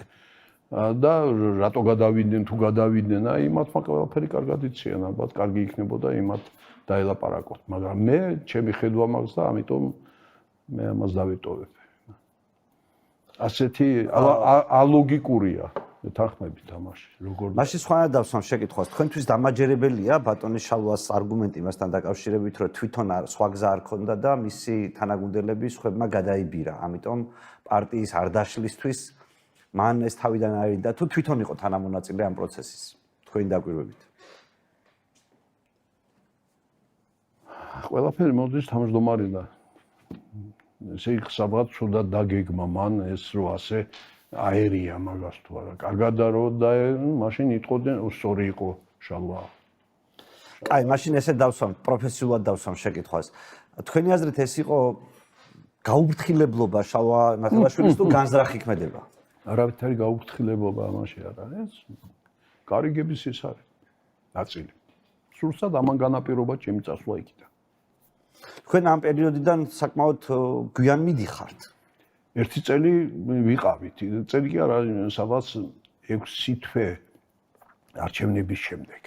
კიდე ვიყავი, მაგრამ მე როცა ჩემი ინფორმაციით რაღაცები მე დავადგინე, მე ჩავთვალე, რომ მე იქ არ უნდა ყოფილიყავი და ამ საქმეში მე პასუხისმგებელი. ანუ თქვენი წასვლა ლეიბორისტული პარტიიდან მხოლოდ ეს განაპირობა იმან, რომ საკრებულოს არჩევნებში მთლიანობაში იქ არა მარტო საკრებულო, იქ ბევრი რამე იყო და მე ჩავთვალე, რომ მე ამაში როგორც არ მიმიღია მონაწილეობა, ირიბად არ მინდა ყოფილიყავი ამ იმაში. ამიტომ, როდესაც მე განუცხადე მივედი და განმაცხადე, რომ მივდივარ, ყველასთვის ეს იყო მოულოდნელი. ეს ხდება ფაქტობრივად ვარდების რევოლუციის შემდეგ, თუ სწორად მახსოვს. და თუ 7 ივნისს თუ სწორად ვხვდები, თქვენი პრეტენზია, რაც განაპირობებს თქვენს პარტიიდან წასვლას, არის პრეტენზია, მე არ დამიყენები არავითარი პრეტენზია. მე უკმაყოფილობა, რაც გინდა ეს დავარქვათ. არაფერი, ისიც არ მithქვია, მე უკმაყოფილო ვარ რამეთი. მე მივდივარ. მიზეზი იყო შალვა ანთელაშვილის სააკაშვილთან შეხმატკილებული ურთიერთობა?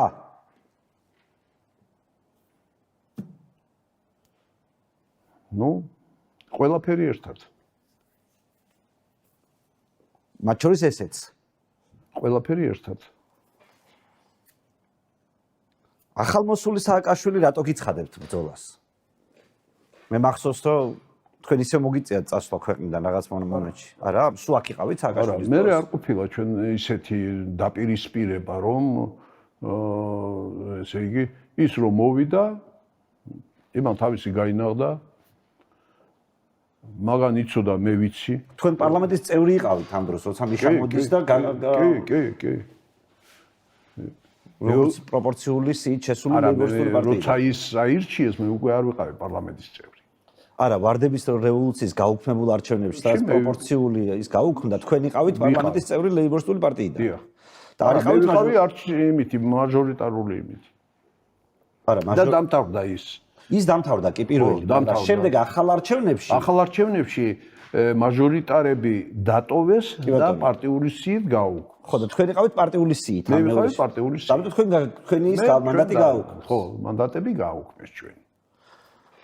ეს პროცესი როგორ მოხდა? აი პირობითად ამ მანდატების გაუქმების დროს თქვენ ან პრეტენზია არ ქონიათ, ან დისკუსია, ლაპარაკი არ ყოფილა ამაზე. როგორ გაიგეთ, რომ ვიღაცა მაგალითად მაჟორიტარ ლეიბორისტს ტოვებენ პარლამენტში და პროპორციული სიით გასულ ლეიბორისტს უშვებენ გარეთ? აი ამაზე რა დისკუსია ყოფილა? დისკუსია არ იყო, ამაზე იყო სასამართლო გადაწყვეტილება, უზენაეს სასამართლოს გადაწყვეტილება, რომ ასე ყოფილიყო და მთავრდა. სააკაშვილმა წარუდგინა საბუთები თავისი დასაბუთებით უზენაეს საბჭოს თავმჯდომარე, უზენაეს სასამართლოს თავმჯდომარეს, მე მგონი იყო, არ ვიცი, არ აქვს მნიშვნელობა ვინც იყო და უზენაესმა სასამართლომ გამოიტანა გადაწყვეტილება, რომ გაუქმდეს ისა პარტიული სიით რაც იყო და დარჩეს ისა. და ამის შემდეგ სადღაც ეს იყო, სადღაც გაზაფხულზე დაინიშნა ახალი არჩევნები, სადაც მიიღეს მონაწილეობა პარტიულმა იმასმა, იქ ჩვენ თქვენ არ მიგიღეთ მონაწილეობა? მივიღეთ მონაწილეობა, მაგრამ იქ ჩვენ პრაქტიკულად არაფერი. უკვე ხელისუფლება იყო სააკაშვილის ხელში. უკვე დამთავრებული იყო ყველანაირი არჩევნები. და 7-8 ივნისს მივედი პარტიაში და აი აქ რაც არის ეს თანხები ვოქმით გადავეცით ყველაფერი და საბუთები ყველაფერი დავტოვე იქ. რა იყო შალვას რეაქცია? ბატონო, შალვას რეაქცია რა იყო? არ ელოდა ამას.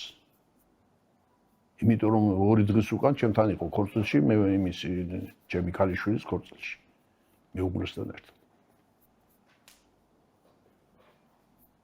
არცეთისთვის არ იყო, არც პოლიცსაბჭოს წევრებისთვის არ იყო. მაგრამ მე ცოტა მეტი ვიცოდი, ვიდრე მათ იცოდნენ, მე რო ვიცოდი. ხო და ეხლა ეს ისეთი რაღაცები იყო, რომელსაც ხო არ დაიწყოთ, რა უნდა თქვა. ფაქტი ერთი იყო, რაც თქვენ თქვით. და ახალმოსული სააკაშვილის და ჟვანიასგან რამე შემოთავაზება ან მუქარა არ მიგიღიათ? არაფერი. ერთადერთი იყო ისეთი რა, როცა 2012 წელს მე ვიყავი ჩოხოსტანთა საზოგადოების თავმჯდომარე და კიდევ რაღაცები მე ხარი დაუჭირე ოცნებას ყველა მხრივ. ესე იგი ეს როგორც მარტვილში, ასე ქალაქში, საზოგადოებიდან ყველანაირად და შემომითვალეს რომ თუ შენ ფიქრობ რომ ჩვენ არ ვიქნებით. ნაცებმა? ნაცებმა. პიროვნება მოვიდა, ჩემთან არა, ჩემ შვილთან და ერთი მომენტი იყო რომ რაღაც 30 წუთში რეაქცია იყო და მამაშენი იქ რო ასე იმაშვება თავს დევს იმაზე, მაგას თუ გონია მაგენი გაიმარჯვებენო. ეს მუქარად ჩათვალეთ თუ კეთილრჩევად? კეთილრჩევად, რა თქმა უნდა.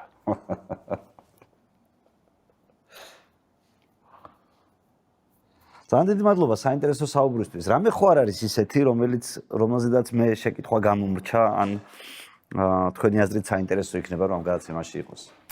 იცით რა, მოკლედ გადაცემაში ბევრია საკითხები, რომელიც საინტერესოა იმ გაგებით, რომ მომავალმა თაობამ დღევანდელმა ხელისუფლებას ისე გადახედოს და შეიძლება გაითვალისწინოს რაღაცა იმითი.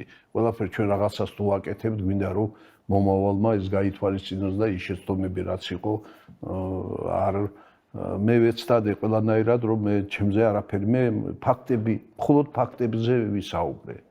მხოლოდ ფაქტები. ის რაც ფაქტები არ მქონდა იმაზე გითხარით რომ მე ვერ გეტყვით ვერაფერი, რა უნდა თქვა, ფაქტი ასეთი ჩანს, მეტი არაფერი. მე მოუწოდებ ყველა რესპონდენტებს, თქვენთან მოვლენ, რომ